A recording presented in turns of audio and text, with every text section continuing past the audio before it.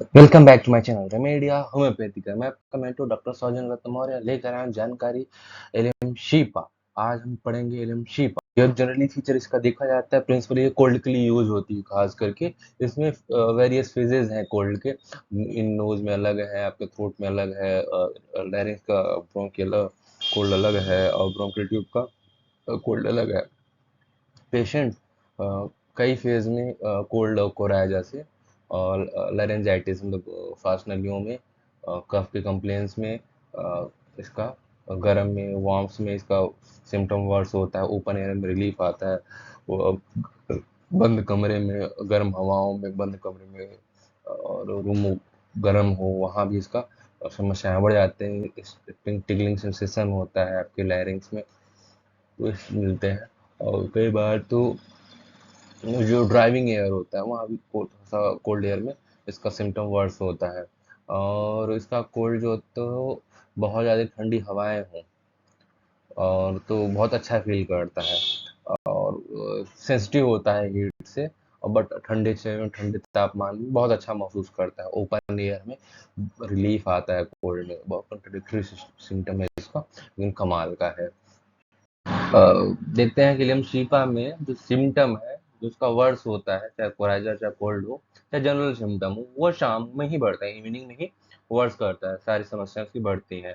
और इसके stacking symptom जो है आपका कोल्ड एंड कोराइजा ही है। इसके स्टेज में जो ओल्ड लेडीज हो जो ऑनियन काटती हैं, तो उनको कान में दर्द का होना और गर्दन के आसपास या सोर थ्रोट में ऑनियन का फ्रिक्वेंटली इंडिकेशन मिलता है। जो क्लाइमेट इफेक्ट कोल्ड में वहाँ पे बहुत बढ़िया काम करती है आपकी एलियम शीपा। यदि कोल्ड डैम्प और पेनिट्रेटिंग विंड जो होती है, चुभती हो या कोई भी मौसम हो, लाइक एलियम शीपा उस कंप्लेन में बढ़िया काम करती है। जहाँ कोराइजा हो, इन्फ्लुएंजा हो, कुछ भी हो, वट एवर सब चीज़ों में कंजेशन हो, हेडेक हो और वो शाम को आराम मिलता हो, तो वहाँ जनरली आपका एलियम शीपा बहुत बेहतर मेडिसिन है।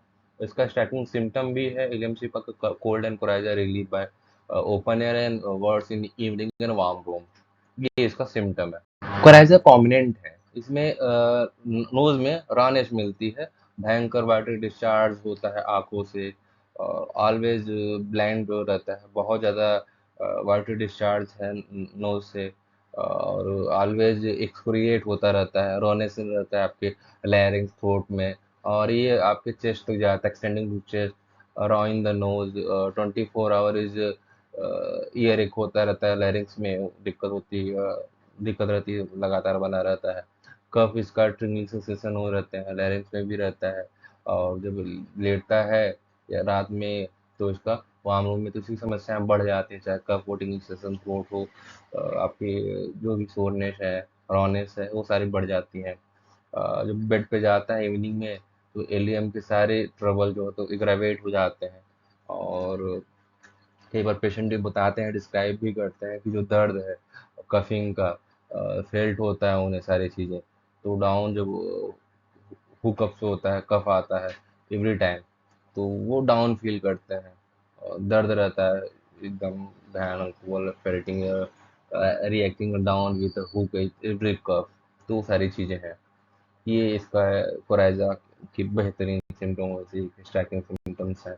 एलियम शीपा में tearing in the larynx with every cough, sneezing, rawness of all mucous membrane, tearing cough होता है, all complaint words the warm room, मतलब सारी समस्या इसकी इवनिंग में, शाम को बढ़िया से बढ़ती है। गर्म स्थानों पे, गर्म कमरे में, बंद कमरे में जहाँ हवा गर्म क्या हुई, इसकी समस्याएं बढ़ जाती हैं। यहाँ तक कि हम अनियन को ओपन एयर में काटेंगे तो आंखें आंसू कम आते हैं, वैसे ही गर्म रूम में काटे तो आंसू आपसे ज़्यादा आता है। और वही चीज़ है, पूरा सिम्टम ये दवा का एलियम शिफा अनियन से बनती है। अनियन को काटते हुए जैसे आई डिस्चार्ज, नरल डिस्चार्ज मिलते हैं, वैसे ही जब जुकाम हुआ हो और इसी प्रकार से आँख से पानी का गिरना और नाक से डिस्चार्जेस का मिलना, वो पूरा का पूरा एलियम शिफा वाला सिम्टम है ये। और वहाँ पे एलियम शिफा बनी हुई दवा देते हैं, बेहतर लाभ मिलता है। इसका पर्टिकुलर कोराइजा है। और अर्लियर सिम्टम में स्नीजिंग मिलती है, बहुत फ्रिक्वेंटली होता है, वाटरी डिस्चार्ज रहता है, डिप डिप नजर से कंस्ट्रक्टिवली, और जलता है ऐसे कि फायर हो रहा हो। उसके अपर लिप पे रहता है, क्रिएट हो चुका हो, wing of the nose until rawness और रेडनेस मिलती है। तो वहाँ पे यहाँ तक ये भी नोटिस करते हैं जो फ्लूइड है वो नोज में एक्सप्लोड होके आई से ब्लड डिस्चार्ज होता है, बियरिंग माइंड में रहता है। हम भी इक्वेशन भी पढ़ते हैं, बट जो फाइंड जस्ट अपोजिट है कि water discharge from the nose है, but copious lacrimation, but lacrimation acrid रहता है उसका, इसका डिस्चार्ज ब्लाइंड है, नोज ब्लैंड है, नजल में discharge superficially eat that रहता है, अपर लिप पे फायर हेयर ऑफ रहता है, और इसमें कंजेशन है तो उसका अलग है। Sensation fullness of the nose में मिलेगा, थ्रॉम्बिंग एंड बर्निंग सेंसेशन मिलता है, और समटाइम नोज ब्लीड भी मिलता है आपका एलियम शिपा में, ये भी इसका सिम्टम है। एलियम शिपा के कोराइजा में भी देखते हैं जो पेन है वो जॉ में होता है, फेस में होता है, एक्सटेंड होता है हेड तक, और डल फ्रंटल हेडेक मिलता है, पिट्टल रीजन में भी हेडेक मिलता है, और वेरी सीवियर पेन होता है आंखों के ऊपर, कैंड मतलब लाइट में रह ही नहीं सकती, टीयरिंग बस्टिंग थ्रॉम्बिंग टाइप का हेडेक होता है। और यहाँ तक कि अनदर फेस मेडिसिन में हम देखते हैं कि शुरुआती दौर में लेफ्ट साइड में दर्द होता है, फिर वो धीरे धीरे राइट में जाता है, और ये ऑलवेज यूजुअली मिलता रहता है। स्टफिंग अप होता है side to side nose water, कभी इस साइड से कभी एक discharge from the left side, then nose in another 24 hour right side इन्वेट होता रहता है। प्रोफ्यूज नेजल डिस्चार्ज है, cold after dram and north eastern wind होता है, जो मतलब ये आपकी उत्तरी पूर्वी जो हवाएं चलती हैं तो इसका बढ़ जाता है। यहाँ तक कि हम देखते हैं आफ्टर डैम पे कोल्ड विंड में डिफरेंट डायरेक्शन में या लोकेशन फ्लुएंट कोराइजा, मतलब कभी साइड वो side coryza headache, tear from the eyes, want appetite, cough and trembling, ये सारी चीज़ें ऊपर में रिलीफ आती हैं, बट अल्टरनेट चेंज होता रहता है। कोराइजा एवरी ईयर इन अगस्त में कोराइजा इसका मिलता है, मॉर्निंग कोराइजा रहता है, वायलेंट स्नीजिंग होता है, sensitive to open flower, order जो रहता है स्किन पीछे से होता है, मतलब सुगंध जो होती है फूल से सेंसिटिव होता है, इसको हे फीवर रहता है लेमचिका में। जब जैसे सीजन आता है, सीजनल होता है, मौसम बारिश से हुई नमी सी बनी रहती है, तो समय एलएमचिका बहुत बेहतरीन काम करती है। हे फीवर में जब 2 डेज का रहता है तो वहाँ पे बहुत बढ़िया काम करता है। ये फीवर जनरली अंडरस्टूड रहता है, कई बार तो नेचर से रहता है, वायरल उसको बोल के उसको रख देता है, लेकिन रहता है एलियम शिपा का ही है। फ्लोजन रहता है क्रोनिक डिजीज में जब मैनिफेस्ट हो जाता है psora, can be eradicated by antipsoric treatment. तो मेनी टाइम्स हम देखते भी हैं कि फीवर वाइप आउट हो रहा है, सीजन हो रहा है, सॉफ्ट केयर रेमेडी है, जस्ट रिटर्न हुआ सेम टाइम पे, वो सेम चीज़ें रिक्वायर्ड हुई, तो वहाँ भी बहुत बढ़िया एलियम शिपा कोराइजन में काम करती है। तो एलियम शिपा कोराइजन तो हमने देखा ही, nasal discharge, आई डिस्चार्जेस है, लैक्रिमेशंस है, वो सारी चीज़ें, एक्सकोरिगेट है, सारे हो रहे हैं, वार्म में बढ़ रहा है, वो इसकी स्ट्राइकिंग सिम्टम्स हैं।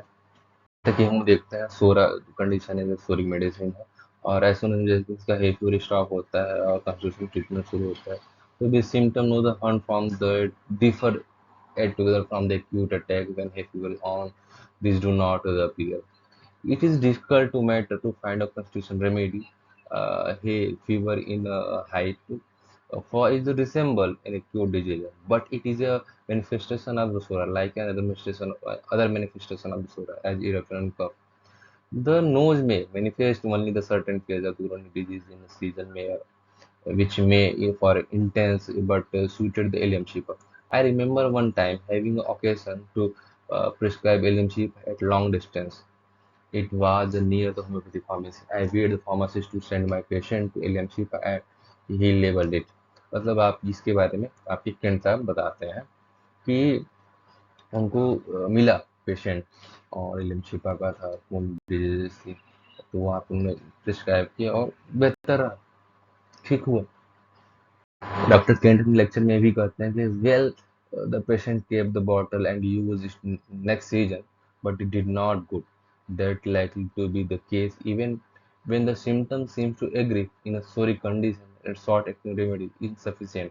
It may help for one and only uh, and deep acting remedies that include patient as well as they have hay fever, all the other symptoms will have to administer.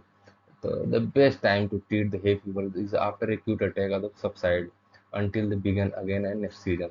होता क्या बता रहे हैं कि चलिए hay fever आता है तो उसको तुरंत ठीक किया जाए तो ज़्यादा बेहतर है, और अगले सीजन में फिर आता है तो फिर उसका ट्रीटमेंट करेंगे। It will be then occur in a greatly modified form, different from any other patient has ever had, calling for the different remedy. कई बार होता है कि हम दवा रखे हैं, फिर सोचे कि वही चीज़ है देती है, नहीं, हर बार अलग दवा उपयोग में आ सकती है, और हम चिकित्सीय परामर्श से ही लें तो ये सारी चीज़ें होती हैं. That will be the in case of the constitutional remedy has a proper selection selected. In the coryza, the inflammation soon spread the ear, in throat, the larynx, all things. ये सारे हैं तो सोरा कंडीशन है, antipsoric medicine है, और hay fever है, seasonal repeat होता है. अगस्त अगस्त के महीने में आपको बार बार कोराइजा, जुकाम, ये सब चीज़ें बने, नजर डिस्चार्ज बने, तो वहाँ पे आपकी कंस्टिट्यूशनल मेडिसिन आपकी ये आती है. लेकिन शॉर्ट एक्टिंग रेमेडी है, कुछ घंटों के लिए काम करती है, और ये फ्रिक्वेंटली रिपीट भी होती है. तो जब ये आए और तभी चल जाए. लेकिन आपको लंबे समय से ये बना हुआ कि हर सीजन में हो रहा है, हर साल रिपीट हो रहा है, तो आपको चिकित्सीय परामर्श से यही आपकी जाएगी दवा, या कोई दूसरी बीच में कंस्टिट्यूशनल मेडिसिन भी जाएगी, और उससे बेहतर होगा, और आपका ये कोराइजा, हे फीवर की टेंडेंसी भी ठीक हो जाएगी. और आपका थ्रोट इन्फेक्शन जो होता है, इन्फ्लेमेशन होता है कान में, थ्रोट में, लैरिंक्स में, वहाँ भी बहुत बेहतर काम करेगा. और इसका भी अगला पार्ट है, हम आपको कुछ दिनों में अगला पार्ट लेके आएंगे लिम शिफा का, फ्रेंड लेक्चर से ही है. तो चैनल को सब्सक्राइब करें, लाइक करें, शेयर करें, जुड़े रहें, और बताते रहें कैसा लगा और क्या पढ़ना चाहते हैं. कुछ और पढ़ना चाहते तो भी बताएं, आपके लिए वीडियो लेके आएंगे. Thank you.